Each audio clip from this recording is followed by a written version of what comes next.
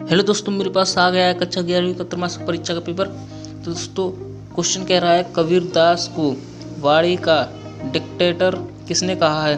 तो दोस्तों इसका आंसर है हजारी प्रसाद द्विवेदी। तो इसका आंसर है सावाला।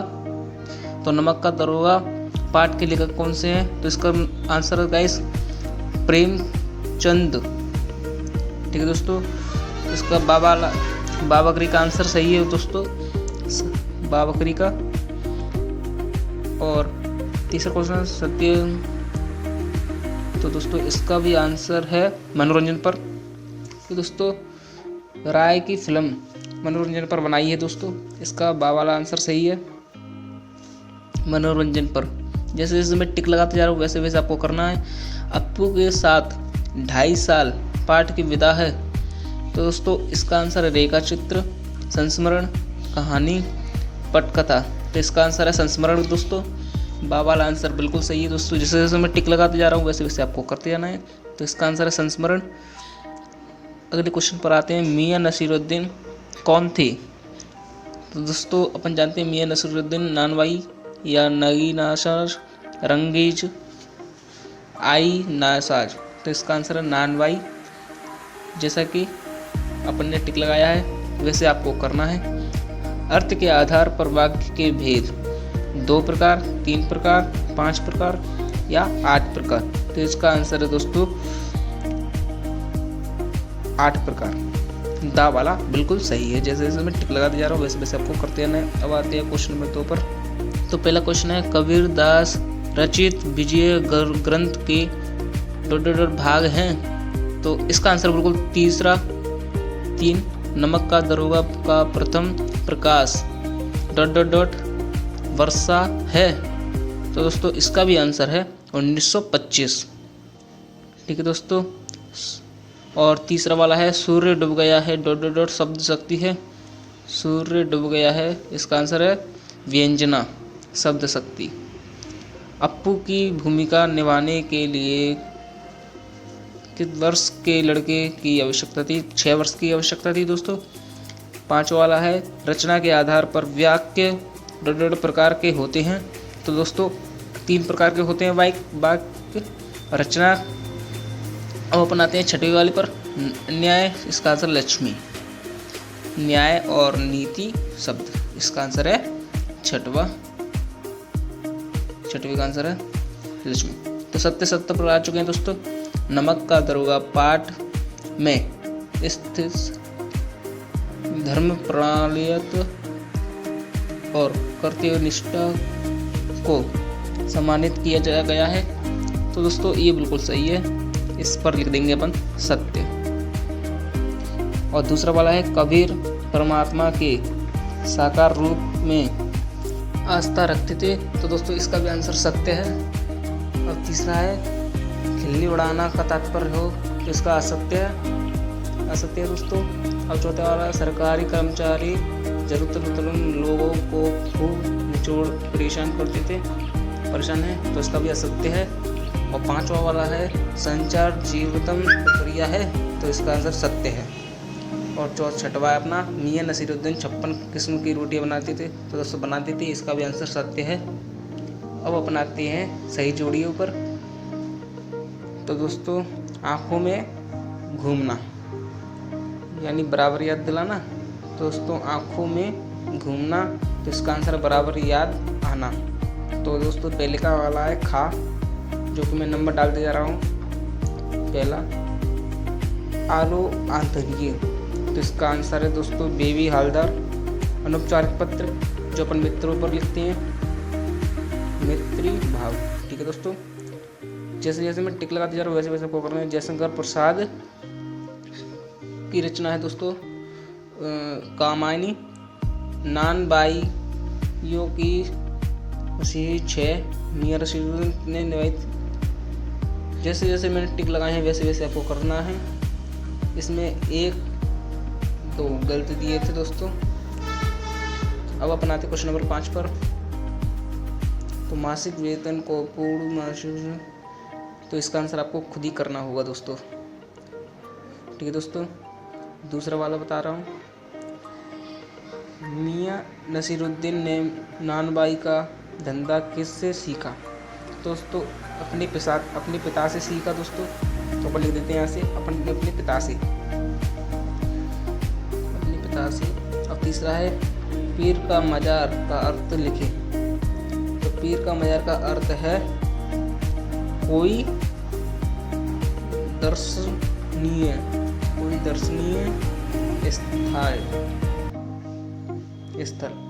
दर्शनीय स्थल। अप्पू की माँ का नाम क्या है? तो दोस्तों अप्पू की माँ का नाम है सर्वजया। प्रबंध काव्य के भेद लिखें। तो दोस्तों प्रबंध काव्य के भेद हैं महाकाव्य और खंडकाव्य, 2 भेद हैं। प्रबंध काव्य के महाकाव्य और खंडकाव्य 2 भेद हैं दोस्तों। खंडकाव्य छठे वाले पढ़ते हैं। हम तो एक एक करी जाना में निहित अलंकार। दोस्तों इसका है यमक अलंकार। ठीक है दोस्तों, यमक अलंकार का है। ऑल इंडियन रेडियो की स्थापना भारत में कब हुई? तो दोस्तों 8 जून 1936 में हुई थी दोस्तों। और दोस्तों क्वेश्चन आंसर मैं आपको दिखा देता हूँ। दोस्तों मैं आपको क्वेश्चन आंसर बता देता हूँ। कबीर ने अपने आपको दीवाना क्यों कहा था कि आपको ही लिखना है दोस्तों। कबीर की दृष्टि ईश्वर एक है, इसका समर्थन में उन्होंने क्या तात्पर्य दीजिए। तो दोस्तों इसका आंसर भी तुमको ही करना पड़ेगा। मीरा कृष्ण की उपासना किस रूप में करती थी? तो दोस्तों इसका भी आंसर आपको ही लिखना पड़ेगा। ओहदे के को परी का मजार क्यों कहा है? ये भी आपको करना पड़ेगा। नई कविता की विशेषता लिखें। तो दोस्तों नई कविता की विशेषता मुझको पता थी, इसलिए मैंने अपनी स्क्रीन पर मैंने आपको दिखाया है। तो जैसे जैसे इसमें लिखा है वैसे वैसे आपको करना है। तो दोस्तों जैसे जैसे मैं दिखा रहा हूँ आपको पेन के सहारे, वैसे आपको करना है। और प्रयोगवादी कविता की 2 विशेषताएं लिखें। दोस्तों ये आपको ही करना पड़ेगा। दोहा छंद की परिभाषा उदाहरण सहित लिख लीजिए। दोस्तों दोहा छंद की परिभाषा मुझको पता है, तो मैं आपको दिखा रहा हूँ। जो मुझे पता है वो आपको मैं दिखा रहा हूँ कि 2 छंद अर्ध समाजतात्विक छंद होते हैं। यह छंद सरोटा छंद 13-13 और द्वितीय चरण में 11-11 मात्राएं होती हैं। जैसे जैसे मैंने आपको लिखा है मेरी भाव, जैसे जैसे मैं आपको स्क्रीन पर बता रहा हूँ वैसे वैसे आपको पेपर में करना है। आपके 100 नंबर का पेपर मैं आपको पूरा करा रहा हूँ। ठीक है दोस्तों, वक्रोक्तिक अलंकार की परिभाषा उदाहरण सहित। तो उसको आपका आंसर लिखना पड़ेगा।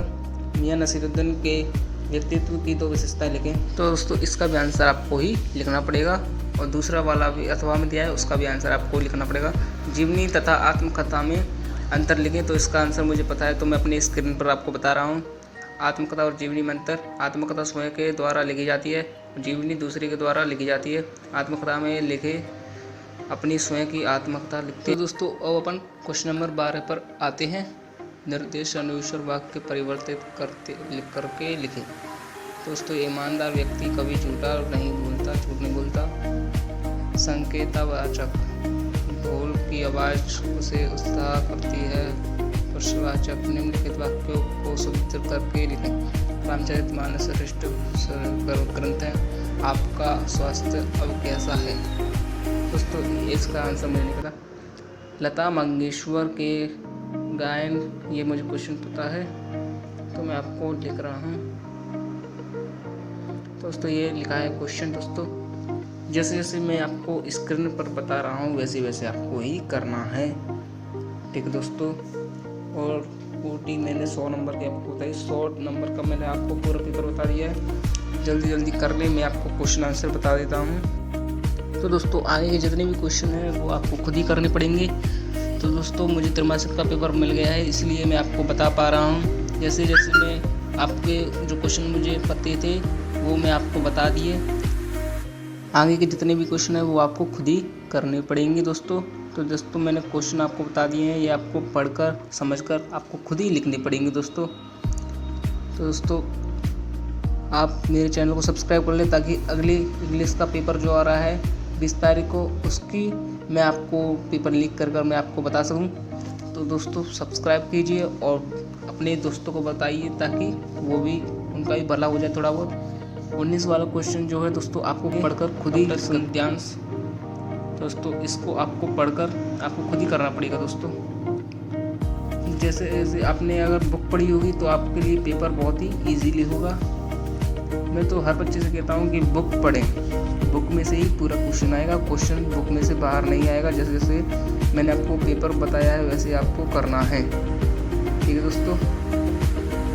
तो दोस्तों मैंने आपको सभी प्रश्न आपको बता दिए हैं और दोस्तों आपको ही करना पड़ेगा। अगले मैं जो पेपर डालूँगा वो मैं डालूँगा 12 से 1 बजे के करीब में डालूँगा। तो मुझे सब्सक्राइब कर लो और बेल नोटिफिकेशन ऑन कर दो ताकि अगले पेपर आने की आपको लोकेशन मिल जाए और आप जल्दी से देखकर अच्छे से अपना रिवीजन कर सकें। तो वीडियो अच्छी लगी तो वीडियो को लाइक करना और चैनल को सब्सक्राइब करना। धन्यवाद।